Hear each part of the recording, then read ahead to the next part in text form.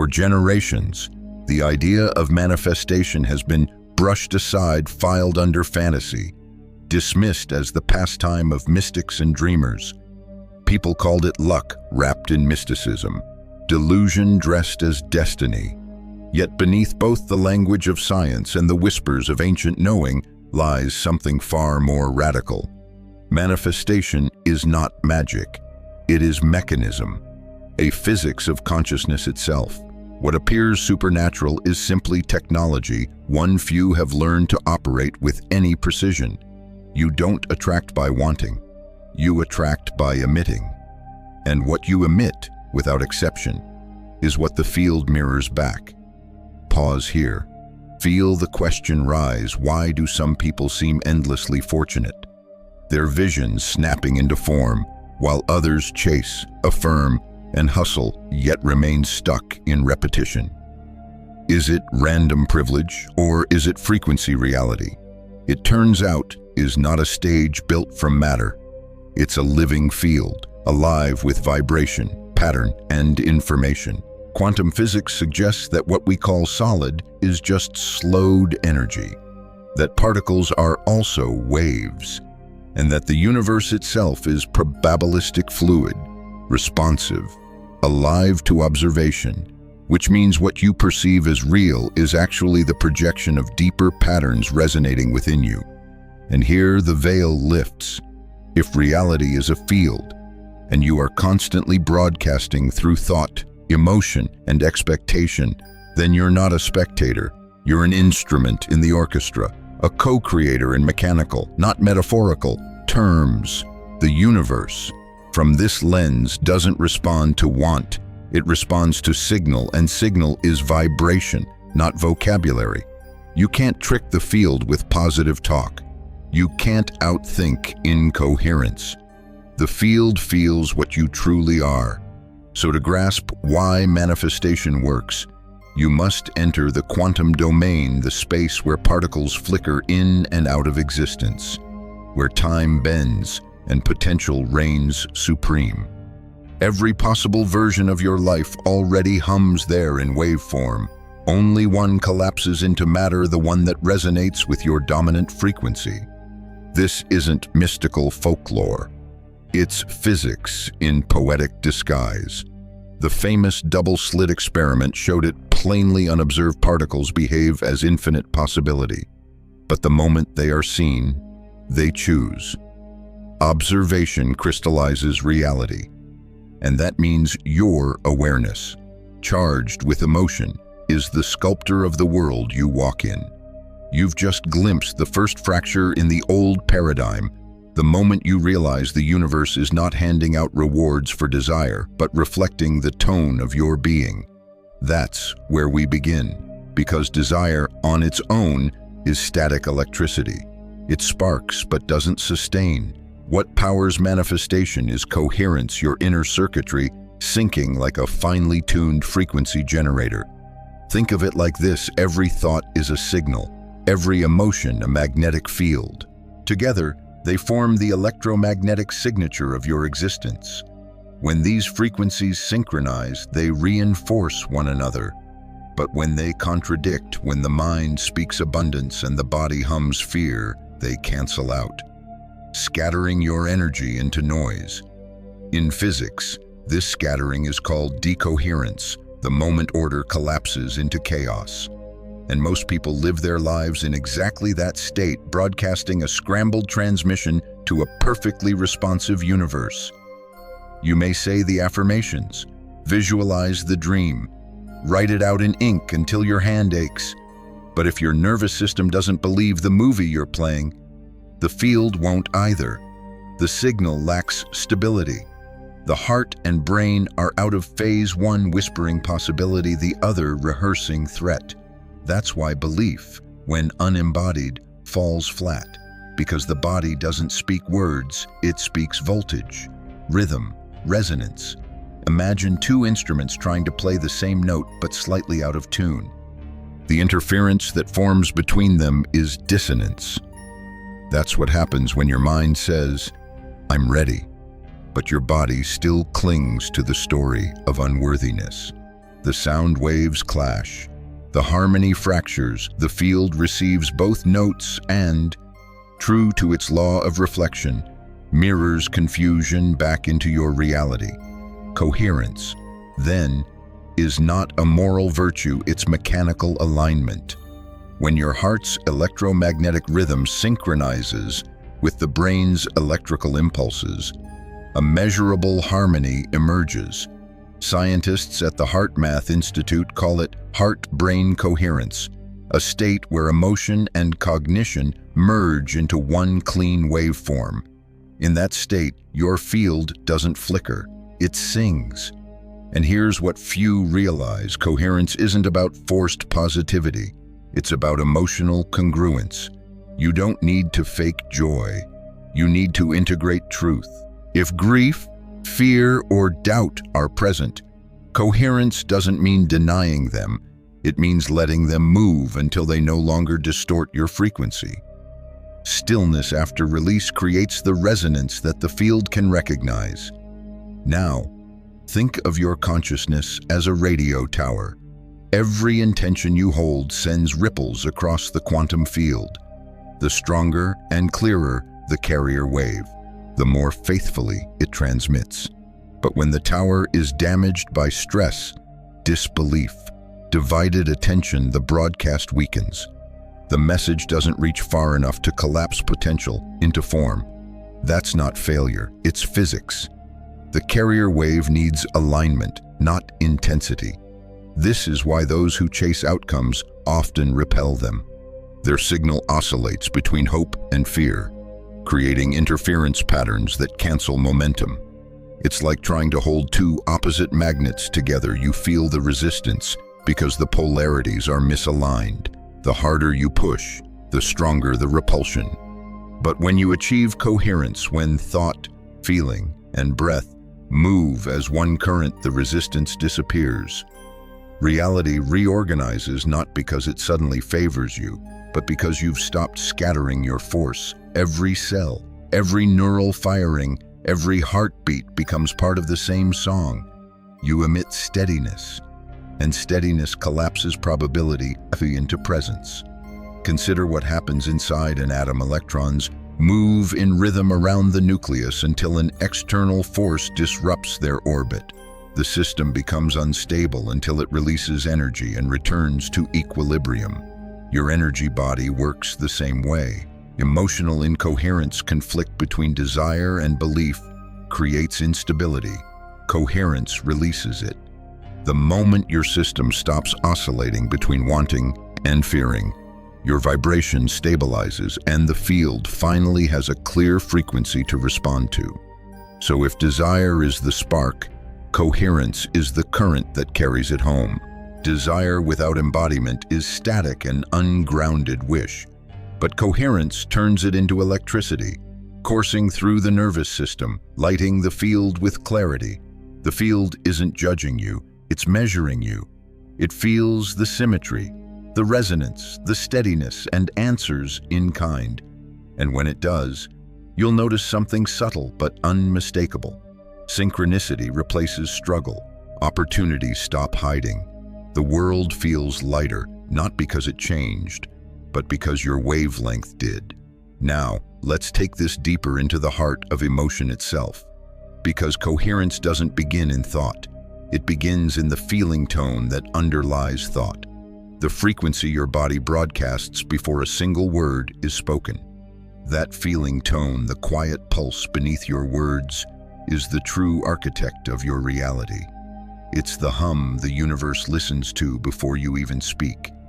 When your thoughts are scattered but your emotions are steady, the field hears the steadiness. When your mind chants abundance but your body trembles in lack, the field mirrors the trembling. Reality, you see, doesn't decode language, it decodes vibration. This is the quantum mirror of emotion, the invisible feedback system where what you feel internally becomes the scaffolding of what appears externally. Imagine emotion as light passing through a lens. When the lens is clean, the light focuses, forming coherent patterns. But when smudged with doubt, resentment, or fear, that same light refracts, scattering the image you call my life. Most people spend years polishing the outer glass, never realizing the distortion is inside the lens itself. Now consider wave-particle duality, that strange revelation from physics that says the tiniest building blocks of existence can behave as solid points or as infinite waves, depending on how they're observed. Let's translate that. Your emotional state determines whether reality feels fixed or fluid. When you're trapped in fear, everything hardens, timelines freeze, possibilities narrow. But when you return to gratitude or trust, the same reality loosens, becoming pliable again. Emotion liquefies the solid, consciousness reshapes the wave. So when ancient teachers spoke of heart over mind, they weren't rejecting intellect. They were describing wave mechanics, the way the heart's electromagnetic field dwarfs the brain's, broadcasting the frequency that shapes form. Every beat is a transmission, every emotion a carrier wave, collapsing potential into pattern. Picture yourself standing before an infinite mirror. Each reflection is a timeline, one of joy, one of scarcity, one of wholeness. Which reflection solidifies depends on the vibration you hold as you look. Anger locks you into density. Wonder opens the corridor. The mirror doesn't judge. It merely reflects the dominant frequency you project into it. And here's the part that upends everything we've been taught. Emotion is not response. It's instruction. The body's chemistry, your heartbeat rhythm, the tightness or ease in your breath, all of it forms a vibrational language that tells the field what version of reality to unfold next. When you learn to feel on purpose, you are programming creation itself. This is why gratitude alters the electromagnetic field measurably, because gratitude synchronizes heart and brain, turning scattered waves into a single resonant tone. It's why fear contracts space and time, because incoherence scrambles the waveform, collapsing possibility into repetition. The quantum mirror doesn't moralize these patterns, it just mirrors them back with mathematical precision. You've felt it before. The day you walked into a room heavy with tension and could almost taste the mood that's field feedback. The moment you thought of someone right before they called, that's resonant synchronization. These aren't coincidences. They're evidence of constant conversation between your internal emotion and the external field. So the work is not to suppress emotion, but to refine it, to notice the frequency hidden within it. Anger, when acknowledged, can become clarity. Sadness, when breathed through, can become compassion. Each feeling, properly tuned, becomes another harmonic in the symphony of coherence. Emotion is energy in motion if you let it move. It harmonizes. If you resist, it reverberates. Think of the ocean waves crashing against the shore, then pulling back to stillness. Your emotional life functions the same. The goal isn't to stop the waves, it's to learn their rhythm, to find stillness underneath motion. Because the still field beneath the waves, that's where manifestation begins. That's where the quantum mirror takes its shape from your peace, not your pressure. And when that stillness stabilizes, something extraordinary occurs. The field stops feeling like something outside you. It becomes synonymous with you, breath for breath, beat for beat. You begin to sense that emotion isn't just a private experience, it's the field expressing itself through you. Which means the next evolution of manifestation is not about managing feelings, but mastering frequency, learning to sculpt emotion into coherence, to shape the wave before it collapses. That's where we go next, into the mechanics of tuning how thought, feeling, and breath merge into a single broadcast so precise, the field cannot help but respond. When you begin to sense the field moving through you instead of around you, a quiet realization dawns. What you call thought is only half the instrument. The other half is tone, rhythm, pulse. Manifestation happens not through the mind's command, but through the harmony between signal and source. That's the art of tuning. Because every intention you hold carries two frequencies: the mental wavelength of the thought itself and the emotional timbre that gives it depth. A thought without feeling is like a radio signal with no modulation. It travels but carries no message. The universe receives the broadcast, but there's nothing encoded in it. Only when emotion wraps the thought does it become audible to the field. Picture your body as an antenna system. The brain generates the electrical pattern, the heart magnetizes it, and the breath weaves the two into coherence. When these three oscillators synchronize, your entire being becomes a transmitter. The broadcast you emit doesn't beg reality to change, it informs reality what to become. This is the secret behind why affirmations sometimes fail. When you repeat, "I am powerful," but the body still vibrates in security, your words jam the signal. The heart doesn't believe what the mouth is saying. It's decoherence, plain and simple, two frequencies colliding until both cancel out. You can't override biology with slogans, you must entrain it. So how do you tune? Start with breath. Breath is the dial of your frequency. Shallow breathing fragments the wave fast. Chaotic, erratic, slow, rhythmic breathing stretches the waveform, lengthening it into harmony. The moment your exhale doubles your inhale, coherence begins. The body signals safety, the field interprets stability. Next comes awareness. Notice the emotional pitch that hides beneath your thoughts. When you think of a goal, does your chest tighten or open? That micro-reaction tells you everything about your signal. If contraction follows the image, your system is broadcasting resistance, not readiness. Adjust the breath, soften the body, and the tone shifts instantly. Finally, embody the signal. This is where thought transforms into transmission. Move as though your intention were already realized, not through fantasy, but through familiarity. Let your gestures, posture, and gaze carry the same frequency as your vision. The field reads the coherence of your actions far more clearly than the content of your words. Imagine a tuning fork struck in one corner of a room. Every object capable of vibrating at that same frequency begins to hum in sympathy. The universe behaves no differently. When you emit a clean tone, steady, embodied, congruent, every matching reality within the field begins to shimmer, waiting to be noticed. That shimmer is the precursor to manifestation. Here's the paradox most miss. The stronger your effort to make it happen, the more distortion you introduce into the signal. Forcing compresses frequency, intention, however, expands it. Coherence isn't born of control, it's born of consistency. The more naturally you sustain your chosen state, the clearer your broadcast becomes. Think of musicians improvising together. None of them control the music. They listen, adjust, and ride the current of resonance. That's how the field works with you. The clearer your tone, the more the universe improvises in harmony. You stop demanding outcomes and start co-creating movements. And slowly, you begin to realize that the field was never withholding anything from you. It was simply waiting for a signal pure enough to echo.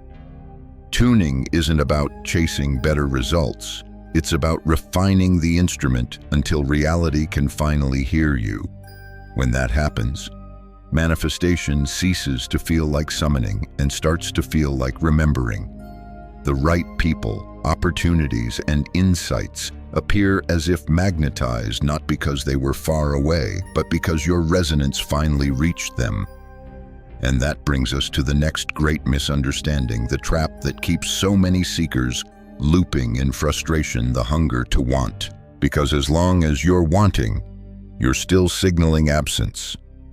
To cross that threshold, we must explore the frequency of being, the vibration that ends the chase and begins creation. You can feel it. Can't you the subtle shift that happens when wanting turns into waiting, and waiting turns into weariness? It's the ache of reaching for what already exists in potential, but not yet in form. This is the great paradox of creation. The harder you try to call it in, the further away it seems to drift, because wanting, no matter how noble, emits the frequency of absence. It declares, "This is not yet mine." The field doesn't hear the poetry of your wish. It hears the charge beneath it. Desire, when held too tightly, becomes static. It locks you into the vibration of lack, and the quantum mirror, faithful as ever, reflects that lack back in kind. This is why so many spiritual seekers end up chasing light while reinforcing shadow. They feel the yearning but not the coherence, the hope but not the homecoming. To understand this, imagine a magnet. It never moves toward what it wants. It simply holds its charge and the matching particles align to it. That's being. Wanting says, "Come to me." Being says, "I am already that." The field only responds to the latter. When you exist in a state of being, you emit steadiness instead of signal noise. Your breath slows. Your cells relax. The universe senses coherence and begins reorganizing matter around that signature. The manifestation doesn't arrive because you chased it. It appears because your frequency stopped contradicting it. Think of the double-slit experiment again, but through the heart. Each time you want, you observe reality through separation. Your awareness collapses the wave into a version of you without what you desire. But when you enter the emotion of having, when gratitude replaces grasping, the wave collapses differently. You select a timeline where the outcome already exists. Being, therefore, isn't passivity. It's participation at the quantum level. The mind resists this truth because it's addicted to effort. It equates peace with laziness, stillness with stagnation. Yet the field doesn't measure motion, it measures resonance. A calm mind can move mountains faster than a frantic one, because coherence, not craving, carries power. So how do you cross from wanting to being? You collapse the distance with embodiment. You stop performing rituals to get something and start performing them because they remind you of who you already are. Every breath becomes a declaration. I'm not waiting for alignment, I am alignment. Every action becomes a mirror of the frequency you've chosen to live in. And here's where the alchemy deepens. Being doesn't mean pretending everything is perfect. It means anchoring in the knowing that everything is responsive. When challenges arise, you no longer spiral into "why is this happening to me?" You ask, "What is this showing me about my signal?" That question alone moves you from victimhood into authorship. Wanting says, "When it comes, I'll believe." Being says, "Because I believe, it comes." This is not superstition, it's symmetry. The moment you sustain the inner vibration of what you seek, the field begins tuning the outer conditions to match it. The delay you once called resistance was only the lag time required for coherence to stabilize. Let's bring this into your body. Picture your desire as light pulsing at the center of your chest. Each anxious thought dims it. Each act of trust brightens it. You don't force the glow, you breathe it steady. With each exhale, you release doubt. With each inhale, you amplify knowing. Slowly, the light becomes constant. That constancy is being. That's the signal the field recognizes. The truth is, the field cannot distinguish between imagination and memory. It only mirrors frequency. So when you embody the emotional reality of your fulfilled desire, the universe doesn't categorize it as fantasy. It registers it as now. And yet, this is where most falter. They practice being for moments, then slip back into waiting. The nervous system, accustomed to scarcity, searches for evidence, asking, "Has it worked yet?" That question alone shifts the frequency back into lack. the field obeys. So the mastery of being is not in summoning outcomes, it's in sustaining the tone, to stay in coherence even when appearances lag behind, to remain in gratitude even when logic doubts. That's not naivety. That's quantum discipline. And as you hold that discipline, something begins to rewrite itself inside you.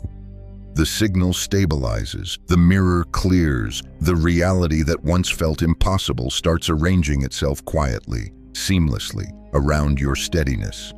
This is the art of being, collapsing the timeline not through force, but through familiarity, becoming the version of yourself who no longer waits for the field to respond because you've become indistinguishable from it.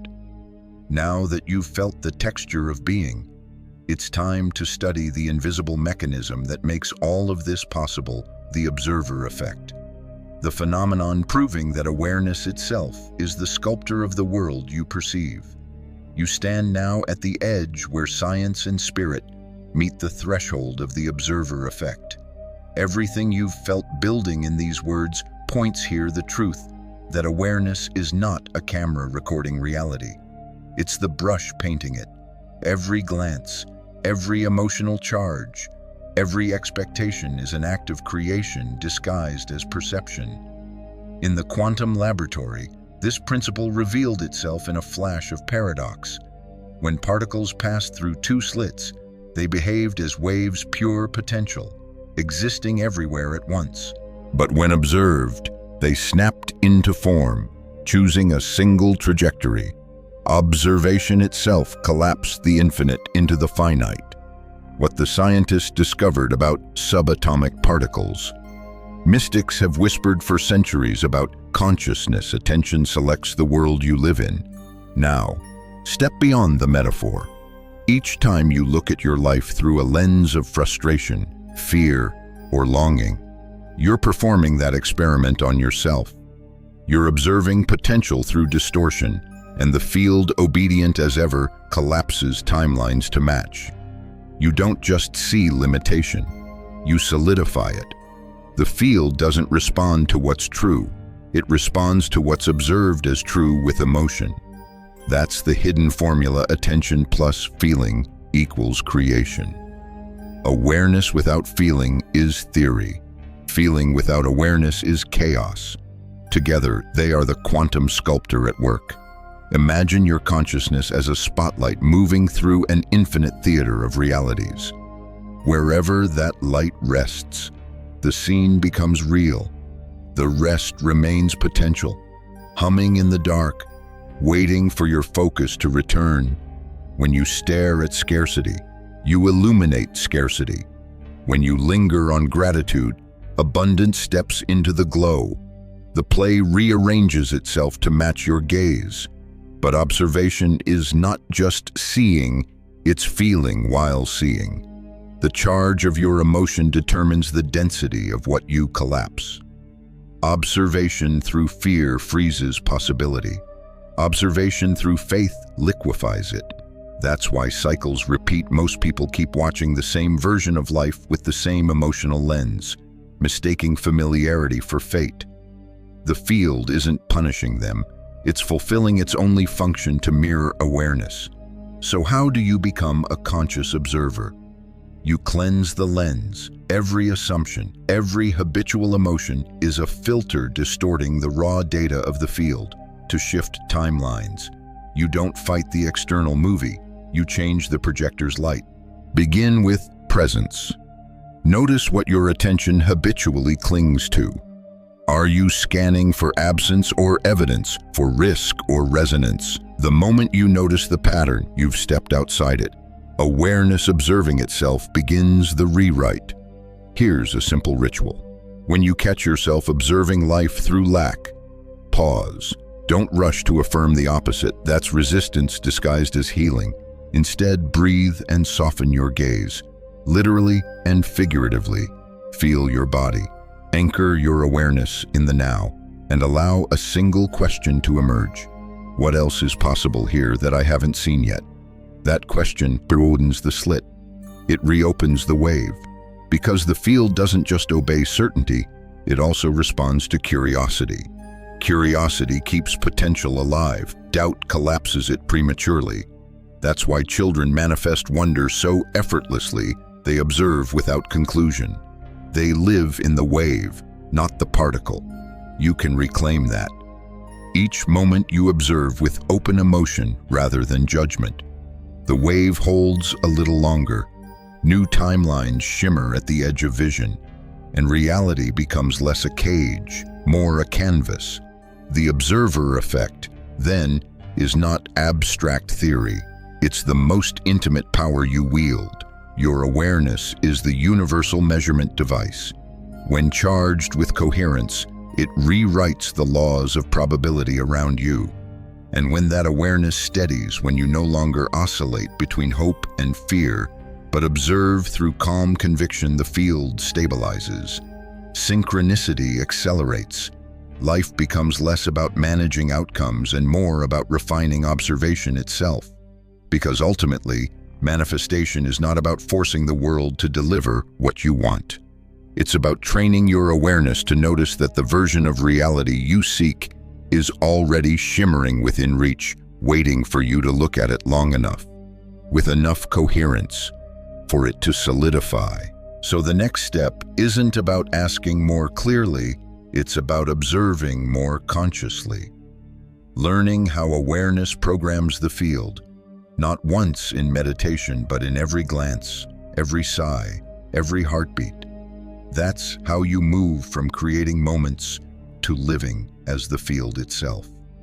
Once you understand that awareness collapses potential into form, you begin to see that your life is not a series of coincidences, it's a mosaic of repeated observations. You are programming reality by the quality of your attention. Every moment you focus on a story, an emotion, a memory, you broadcast that vibration into the field, and the field replies not with morality, but with mathematics.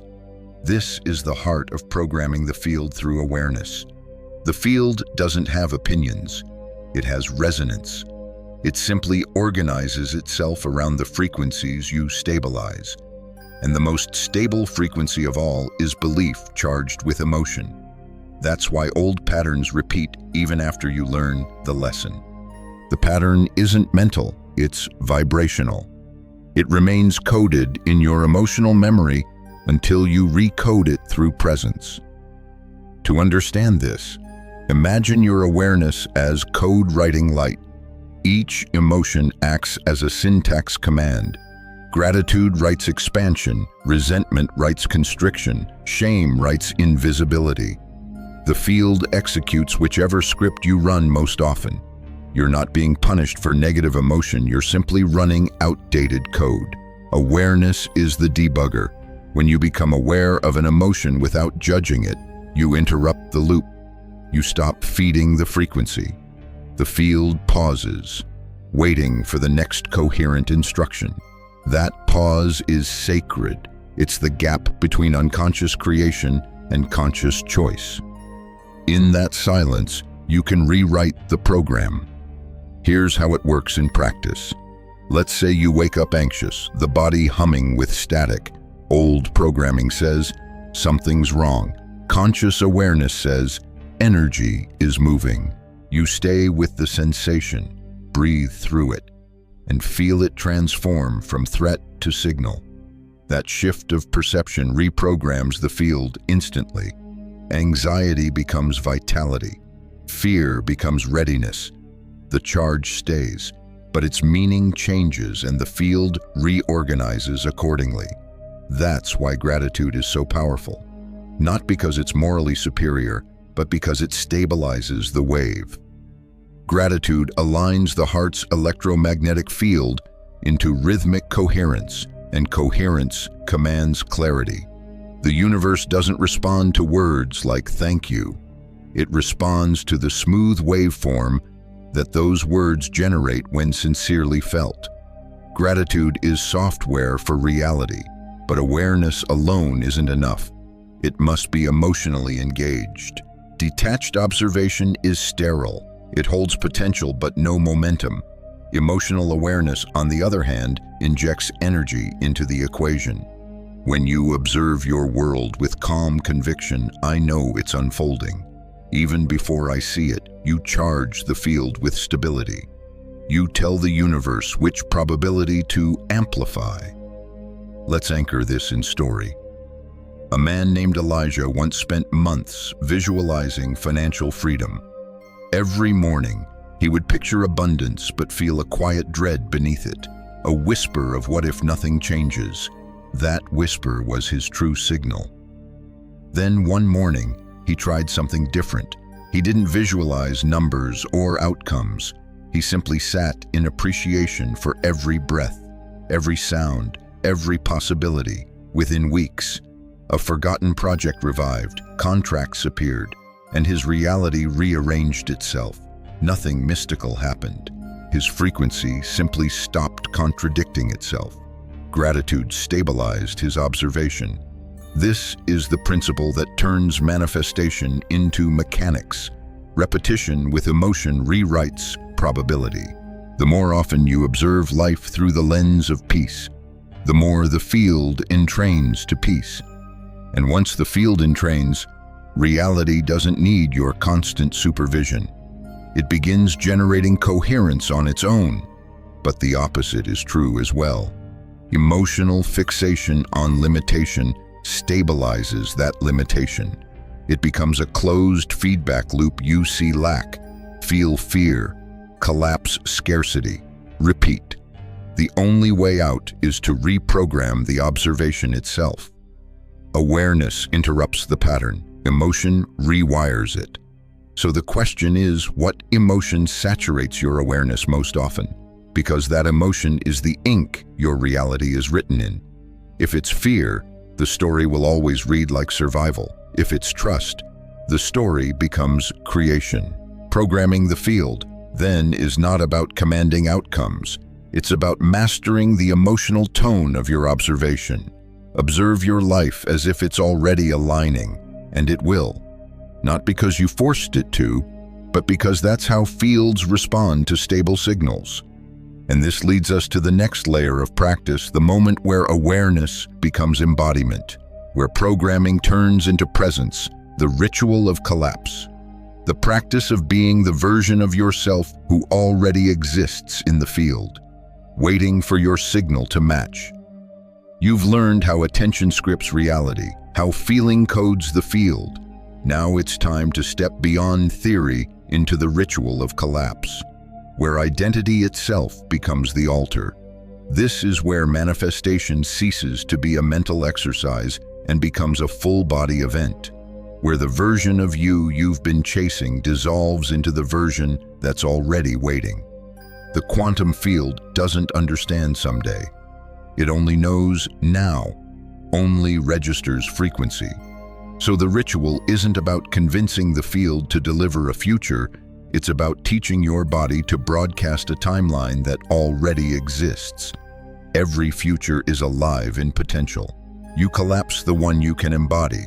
Start with stillness, not forced quiet, but soft readiness. Sit or stand with your spine aligned and eyes closed.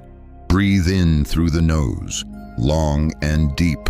Then release through the mouth until your body sighs into surrender. This isn't meditation for calm, it's calibration. Each breath equalizes the internal static, preparing the system to transmit a clean signal, then activate the sensory self.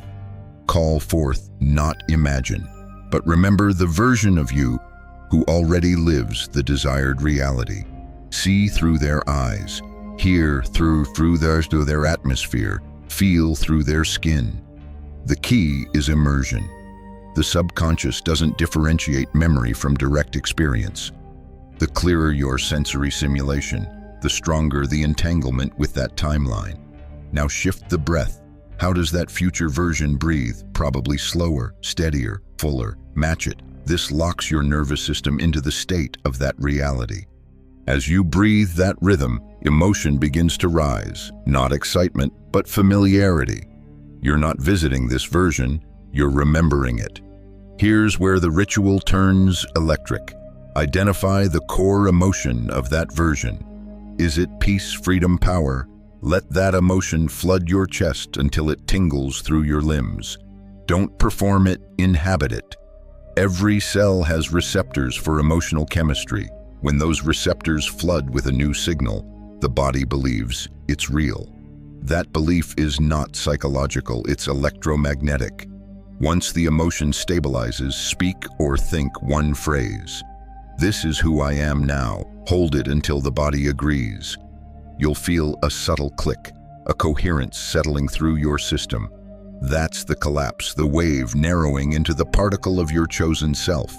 It's not imagination anymore, it's physiology. What you're doing here is not wishful thinking, it's quantum rehearsal. Neuroscientists describe it as neural pattern entrainment. You're literally teaching your brain and heart to fire in the sequence of your preferred future until it becomes baseline reality. Do it consistently, and the field recognizes the new pattern as your default frequency. But beware of the temptation to check for results immediately. The moment you ask, "Is it working?" you reopen the old timeline of doubt. The ritual isn't about outcomes, it's about stabilization. You hold the frequency because it feels like truth, not because you're testing the field. Think of it like musical tuning. Strike a guitar string and the nearby piano wire begins to hum in resonance. The field behaves the same. When your coherence reaches critical mass, external reality, people, places, opportunities begins to vibrate in harmony. That's when synchronicity floods in, not as reward, but as resonance. You can amplify this practice through movement. After the still phase, open your eyes and walk as that version. Let your shoulders, your expression, your rhythm reflect the frequency you anchored. The body is the bridge. It completes the circuit between inner field and outer form. Every time you perform this ritual, you shorten the distance between signal and reflection. The timeline of the future self folds inward until it occupies the same coordinate as the present. That's collapse. That's embodiment. And as you practice, something remarkable happens. The field begins responding before you ask. You become predictive to reality, a tuning fork that reshapes probability by existing. The world bends toward your coherence. This is not imagination. It's entrainment at the quantum scale, mirrored through emotion, breath, and awareness. The field was never withholding your manifestation. It was waiting for a frequency stable enough to sustain it. And once you can sustain it, you realize the collapse was never about creating something new. It was about remembering what had always been true. You were the field all along, learning how to resonate with yourself. But resonance doesn't exist in isolation. Frequency amplifies through relationship, through shared coherence. Which means the next step in this journey isn't solitary, it's collective. Let's step into that. What happens when individuals who have stabilized their signal begin to synchronize with others, when coherence spreads like light across a grid? When individual coherence meets another, something extraordinary happens. Resonance multiplies. One tuning fork hums and another nearby begins to vibrate in sympathy. It's not metaphor, it's physics. The same principle applies to human fields. When two coherent beings share space, their electromagnetic rhythms begin to synchronize, heart rates align, breath patterns entrain, brain waves harmonize. This is living as the field coherence in motion. You've felt this before, the calm you absorb in the presence of someone steady, or the anxiety that spreads like static through a crowded room.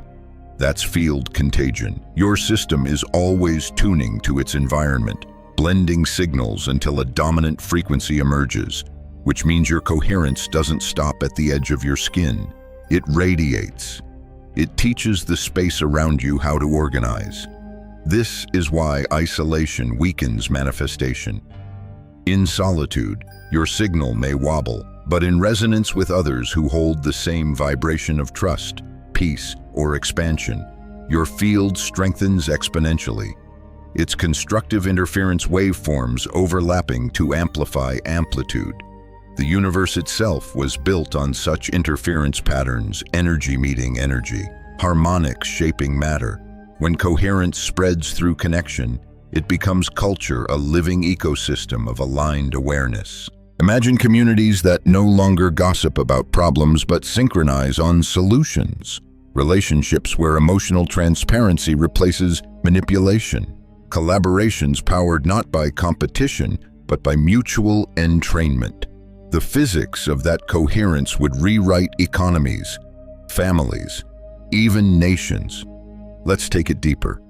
When a group meditates together, measurable changes occur in the surrounding electromagnetic environment. Satellites have recorded anomalies during mass meditation spikes in coherence in the Earth's magnetic field itself. You could call that mystical, or you could call it physics at scale, collective intention, stabilizing the planet's nervous system. The same law that governs one heart governs millions. So what does it mean to live as the field in daily life? It means you stop walking into rooms looking for energy and start bringing it. You become the stabilizing frequency others unconsciously tune to. Your calm becomes contagious, your gratitude catalytic. The world begins mirroring the steadiness you carry. The key isn't perfection, it's persistence. Every moment you catch yourself slipping into incoherence, irritation, judgment, fear, and return to centeredness, you reset the grid. Your single act of realignment radiates farther than you imagine. Because the field is fractal, every node affects the whole. A single coherent heart can recalibrate hundreds in proximity, not through preaching, but through physics. You start to notice strange grace in ordinary moments. Traffic flows smoother, conversations soften, synchronicities multiply. The external world seems to anticipate your rhythm. It's not because you're special. It's because you've become predictable to the field. Your frequency consistent enough that reality entrains to it. That's mastery in motion, the world bending not to your will, but to your waveform. And as coherence deepens, compassion rises naturally. Judgment dissolves because you sense the shared circuitry behind every face. You feel, not think, that everyone is another expression of the same field attempting to remember itself. In that awareness, separation loses its glamour. Helping others align becomes instinct, not obligation. This is how manifestation evolves into stewardship. You stop asking, how can I get, and start asking, how can I stabilize? Because stability ripples outward as abundance for all. The more coherent you become, the more coherence you generate around you. You become less a seeker, more a transmitter, less a student of reality, more a participant in its architecture. Picture this: a room full of people breathing in rhythm, hearts synchronized, eyes closed. The air thickens with quiet electricity. In that collective coherence, possibilities accelerate, ideas surface, healings occur, timelines merge. The space becomes a living equation of intention, the field expressing itself through community. That's what it means to live as the field, to walk as coherence embodied, to speak as resonance in motion, to create not through force, but through frequency. You don't have to wait for perfect meditation or isolation to access it. It's here. In every shared breath, every moment of presence between beings. Because the field was never just energy. It's relationship. It's communion. It's the unseen fabric binding all hearts into one rhythm. And when you live from that rhythm, you realize manifestation was never personal. It was collective evolution disguised as personal desire. From here, the path leads toward integration, the recognition that coherence is not something to reach, but something you already are.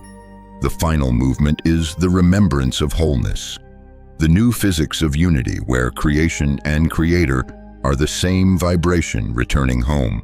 And now, friend, we arrive at the quiet culmination, the moment when the journey turns inward and you see that there was never a gap between you and the field at all. This is the new physics of wholeness. It begins with a simple but radical realization: the field doesn't surround you. It is you. Every atom in your body, every flicker of thought, every surge of feeling, all of it is the field folding into form, moment by moment. You are not standing inside the universe. You are the universe expressing itself as you. When you understand this, separation dissolves. There's no more need to attract, to command, to prove. The magnet and the metal, the wave and the watcher, the signal and the source, all one motion of awareness exploring itself. You stop chasing creation because you've recognized you are the mechanism of creation. You stop measuring progress because there's nowhere left to go but deeper into the now. Look around you. Every color, every sound, every movement is the field translating its own vibration into sensory experience. When you breathe, it breathes. When you think, it dreams itself forward. The idea of manifesting a new life becomes obsolete. You're no longer trying to summon outcomes. You're allowing consciousness to reorganize itself through the frequency of your being. This is where science bends into sanctity. The equations that once described particles and waves start to sound like hymns. Energy and information, once sterile terms, reveal themselves as the language of divinity in motion. What physicists call quantum entanglement, mystics call oneness. Two vocabularies describing one phenomenon, connection beyond space and time. From this perspective, coherence isn't a tool. It's your natural state when resistance falls away. All fragmentation, all suffering, arises from forgetting this wholeness. The moment you remember, harmony returns not as an achievement, but as a homecoming. You realize manifestation was never about gaining, it was about rejoining the rhythm that was always pulsing beneath your thoughts. So what does living this look like? It looks ordinary, yet charged. You speak slower, listen deeper, laugh easier. You stop bargaining with the universe and start conversing with it. Every interaction becomes communication between harmonics. You recognize that each person you meet is another octave of the same melody, another mirror reminding you of your own tone. You begin to sense guidance not as signs from beyond, but as shifts within intuitive nudges, alignments, openings that feel like inevitability rather than luck. Time stops feeling linear, events cluster in meaningful patterns, braided by unseen intelligence. What once felt like coincidence now feels like choreography. And in that choreography, responsibility transforms. You're no longer manifesting for personal gain, but radiating wholeness for collective coherence. Each moment of peace you stabilize becomes a micro-adjustment in the fabric of the planet's field. Your healing ripples through generations because energy knows no boundary. That's not mysticism, that's resonance extending through time. Here's the secret grace of it: the world still challenges you. Waves still crash, storms still come. But instead of breaking you, they reveal where your vibration can deepen. The storm becomes tuning, the contrast becomes instruction. You meet it all with the quiet authority of someone who knows the field responds not to fear, but to fidelity. So you walk as wholeness now. You breathe as the field breathes. You create not through wish or will, but through inevitability, because coherence has become your signature frequency. You don't need to prove it. You emanate it. You don't ask the world to change. You are the change reshaping the world. And as this realization settles, the circle closes: manifestation, observation, emotion, coherence, all facets of a single jewel called consciousness. Every law of physics, every spiritual teaching, Every whisper of intuition was pointing here, the recognition that creation and creator were never two. You are the field. You are the frequency. You are the experiment and the evidence, the wave and the particle, the question and the answer. And when you live from that knowing, steady, humble, radiant, the universe stops echoing back fragments. It reflects wholeness, because it's finally seeing itself clearly through you. The air feels different here, doesn't it? Quieter, yet full, like the pause after thunder. When the world exhales and remembers itself, this is where the teaching becomes a pulse instead of a paragraph, where understanding descends from thought into breath. You've walked through the architecture of manifestation, seen how desire becomes signal, how signal becomes pattern, how pattern becomes life. But now, standing at the still center, you can feel what was true all along. There was never a separation between cause and effect, between you and the field. There was only coherence or the forgetting of it. So breathe. Let the breath remind you that every inhale is the universe entering form, and every exhale is form returning to the universe. You've been oscillating in that rhythm since before you were born. You never needed to force creation. You were participating in it unconsciously. The work was only to wake up to the motion and guide it with awareness. Wholeness isn't a summit you reach. It's the air you were already breathing. The field isn't waiting for you to master it. It's waiting for you to relax into it.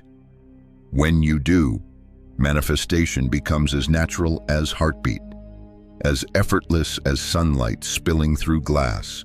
So live lightly now. Speak slowly. Feel deeply. Let your coherence be the quiet revolution that ripples through every interaction. When the world around you stumbles into fear, stay steady, not as defiance, but as reminder. When others forget, you remember.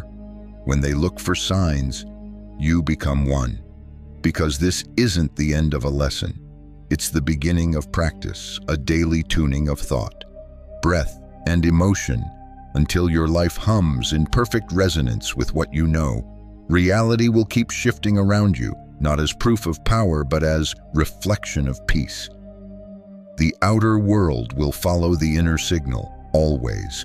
And if doubt returns, and it will let it, doubt is not the opposite of faith. It's the invitation to re-establish coherence. Smile at it.